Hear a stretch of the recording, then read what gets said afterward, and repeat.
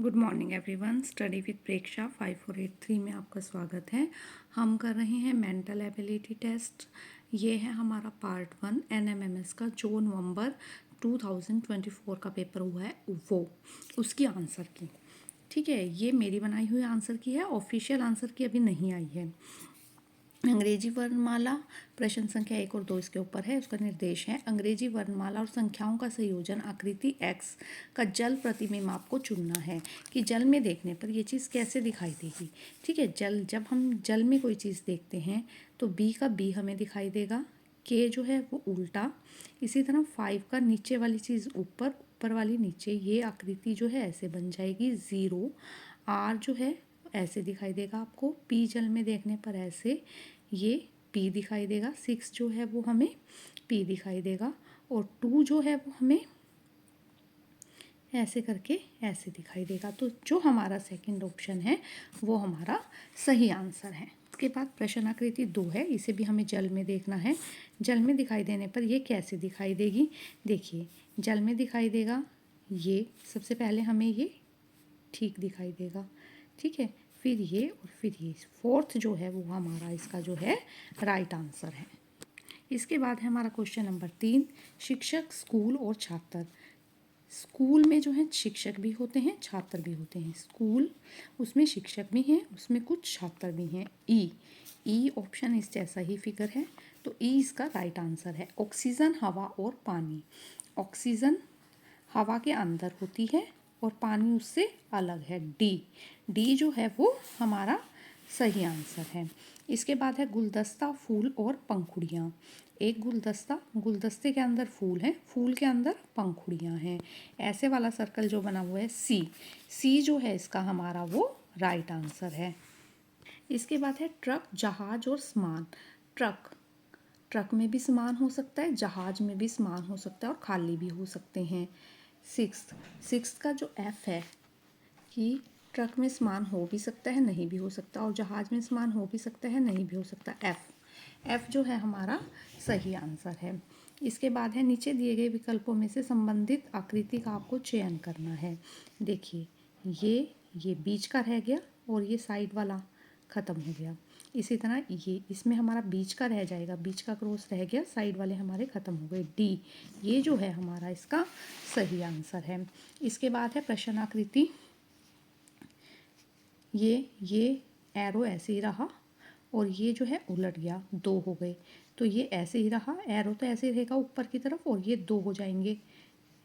ठीक है, ये 2 हो गए और एरो ऊपर की तरफ रहा। सी, ये जो थर्ड वन है ये हमारा राइट आंसर है। इसके बाद नेक्स्ट में चलते हैं। नेक्स्ट क्वेश्चन में देखिए, ये एक स्टेप मूव किया, यहाँ पर आ गया, फिर इसमें, फिर ये यहाँ चला गया। ठीक है, फिर ये यहाँ चला गया, जमा का निशान। अब जमा का निशान यहाँ आ जाएगा। फिफ्थ फिगर में जमा का निशान आपका यहाँ आ गया। अब हम चलते हैं माइनस पे। माइनस यहाँ था, नेक्स्ट में एक स्टेप चलकर ऊपर गया, फिर 2 स्टेप चला, 1 2 स्टेप चला।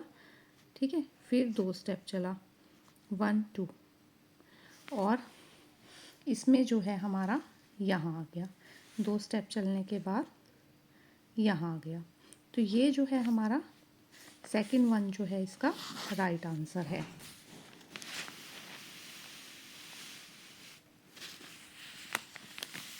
उसके बाद अगली आकृति में हम चलते हैं। ये हमारा क्वेश्चन है, इसमें क्या हो रखा है और इसमें क्या होगा। फोर्थ वैसे इसका राइट आंसर है। देखिए, ये है, एक स्टेप ख़त्म हो गया, इसमें हमारी ये पूरी लाइन ख़त्म हो गई, इसमें जो है हमारी ये वाली लाइन ख़त्म होनी शुरू हो रही है। तो ये डंडा और ये डंडा रह गया, ये और ये। Fourth one is the right answer, ये हमारा राइट आंसर। इसके बाद नेक्स्ट में चलते हैं। नेक्स्ट में हमारे पास ये 1 2 3 4 5 हैं, ये रह गए 1 2 3 4। उसके बाद ये रह गए 2। ठीक है, 2 रह गए, 5 से 4 रहे, 2 रहे, 2 से 1 रह जाएगा ये वाला। ये 1 2 3 4, 4 थे, 4 से 3 रह गए, तो ये एक ही था, ये ख़त्म हो जाएगा। तो second one is the right answer, second इसका राइट आंसर है। इसके बाद इसमें चलते हैं ये स्क्वायर का स्क्वायर रहा, इन सब ने जुड़कर प्लस का निशान बना लिया। ठीक है, तो ट्रायंगल की ट्रायंगल रही और इन्होंने जुड़कर वाई का निशान बना लिया। तो first one is the right answer. Next में देखिए, नेक्स्ट में आपको सीरीज़ दी गई है 2 3 4 9, 2 से 4 हो रहा है, 4 से 8, 8 से 16, 3 से 9, 9 से 27, 27 या 81, 81 जो है वो हमारा राइट आंसर है। नेक्स्ट वन, ये इस टाइप का क्वेश्चन मेरी जो है उसमें भी था, जो मैंने इससे पहले सीरीज़ अपलोड की थी। 6 दोस्त अंदर की ओर मुँह कर कर बैठे हैं, एक वृत्त में बैठे हैं, एक दूसरे के विपरीत हैं, बीच में हैं, बाईं ओर हैं, विपरीत नहीं है और दाईं ओर नहीं बैठा है। देखिए, इस क्वेश्चन में जब हम अंदर की ओर मुँह करके बैठते हैं तो दाएं हमारे इस साइड होते हैं और बाएं हमारे इस साइड होते हैं। अविनूर और नीतू एक दूसरे के बिल्कुल, ये नीतू है, ये अविनूर है, एक दूसरे के बिल्कुल विपरीत बैठे हैं। सृष्टि अविनूर और दीपिका के बीच में बैठी है। अविनूर और दीपिका जहाँ है, सृष्टि उसके बीच में है, अविनूर और दीपिका के। दीपिका नीतू के बाईं ओर बैठी है, ये हमारा बायां है, दीपिका यहाँ बैठी है। ऋषि दीपिका के ठीक विपरीत नहीं है, दीपिका यहाँ है तो ऋषि यहाँ नहीं है, ऋषि उसके ठीक विपरीत नहीं है तो ऋषि यहाँ पर बैठा है। आदिल सृष्टि के दाईं ओर नहीं बैठा है। अब आदिल जो है वो दाईं ओर नहीं है ऋषि के, तो वो बाईं ओर है, यहाँ आदिल है। ठीक है, तो इन क्वेश्चनों के आंसर देने हैं। दीपिका का पड़ोसी कौन है? अब हमने ढूंढी है दीपिका। दीपिका का पड़ोसी एक तरफ नीतू है, एक तरफ सृष्टि है। नीतू और सृष्टि जो हैं इसके पड़ोसी हैं। नेक्स्ट क्वेश्चन देखिए, रोज़ के लिए उसने 9615 दिया है, फ्लावर के लिए उसने 636559 दिया है, गार्डन के लिए हमें चूज़ करना है, क्या बनेगा? ठीक है, जी तो हमारा नंबर 7 पर आता है तो 7 वाला है। ठीक है, और ए के लिए, ए हमारा 1 पर आता है तो 1 वाला है, 1 वालों में से तीनों में से एक ठीक है।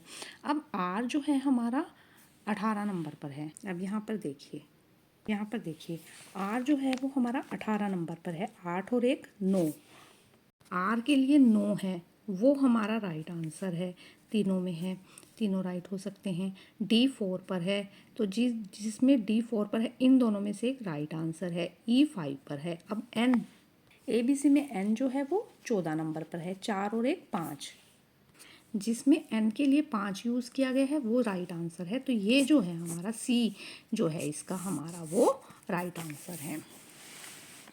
अब एक पुरुष की ओर इशारा करते हुए एक महिला ने कहा वह उसकी माँ की इकलौती पुत्री है।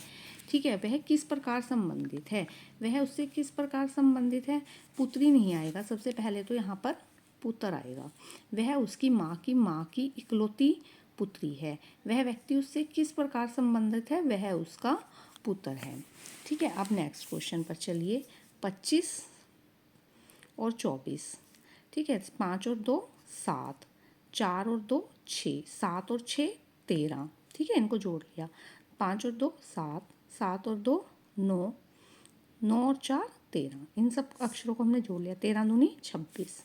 इसी तरह 3 और 1 4, 5 और 3 8, 8 और 4 12, 12 दूनी 24। इसी तरह 6 और 5 11 और 9 20।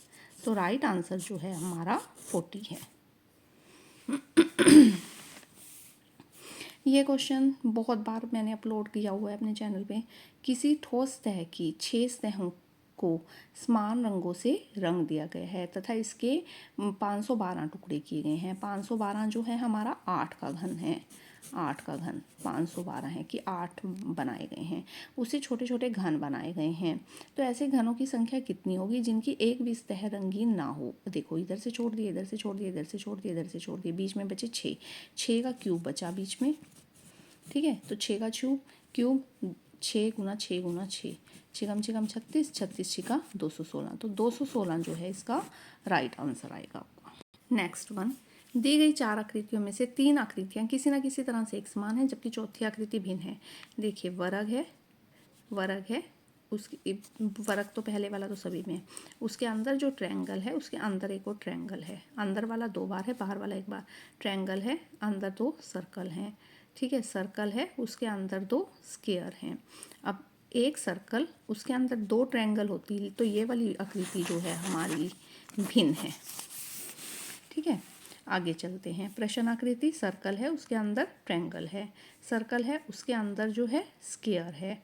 अब मतलब त्रिभुज, चतुर्भुज, पंचभुज, तो अंदर क्या आनी चाहिए अब छठे में षटभुज। तो इस आकृति के अंदर जो जिसमें षटभुज है वो हमारा सही आंसर है। तो C1 is the right answer. Next question देखिए, दिल्ली को उसने EDMGJ लिखा है। D अगला अक्षर E, ठीक है, +1, और E पिछला अक्षर -1, LM +1, HG, GH होता है -1। ठीक है, एक में प्लस एक में माइनस। तो पेरिस को कैसे लिखेंगे? P का आ गया Q, R का आ गया S और S का आ गया T, और इसका पहले वाला अक्षर A का आ गया Z और I का आ गया H। तो जिसका ये है वो राइट आंसर है कि पहले वाले अक्षर में एक एक जोड़ रखा है और इस वाले में से एक एक घटा रखा है बीच वाले में से। कितनी ट्रायंगल्स दी गई हैं? इसमें 8 ट्रायंगल्स हैं। देखिए 1 2 3 4 5 6 तो सभी को दिखाई देंगी। ये 7वीं ट्रायंगल और ये 8वीं ट्रायंगल। तो इसमें हमारी 8 ट्रायंगल्स हैं। ठीक है, वृत्त की परिधि होती है, बहुभुज का जो है घेरा, घेरा या पैरामीटर, पैरामीटर जिसने भी वर्ड सुन रखा है उसका घेरा होता है। अब आगे चलते हैं। देखिए कैक्टस को CA, T पीछे चला गया, S आगे, U आगे। इस टाइप का क्वेश्चन जो मैंने इससे पहले दिन अपलोड की थी सीरीज़ उसमें भी था। BUZ ZDR, ZBUZRE।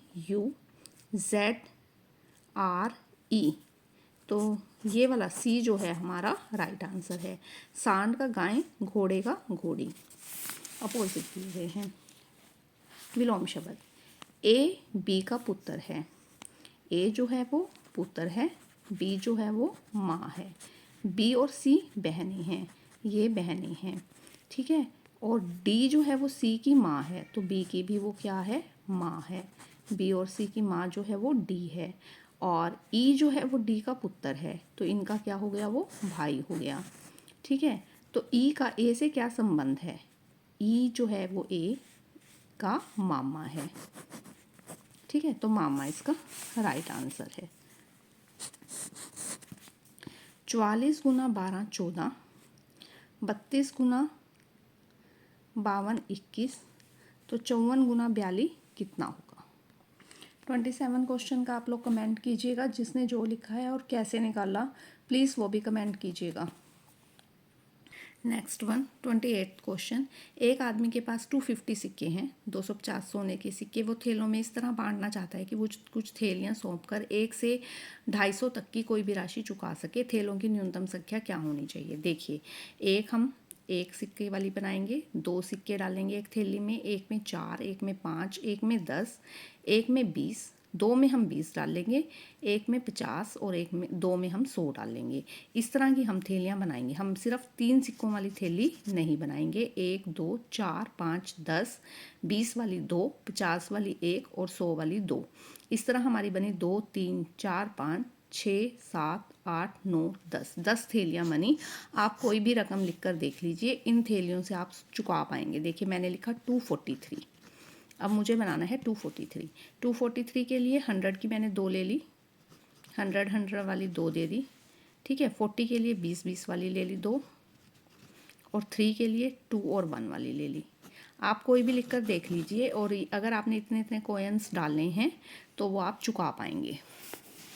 Next question, एक आदमी दक्षिण पश्चिम की ओर मुख करके बैठा है। देखिए दिशाएं उत्तर दक्षिण पूर्व पश्चिम। अब वो कहाँ बैठा है? दक्षिण और पश्चिम में। नंबर यहाँ पर।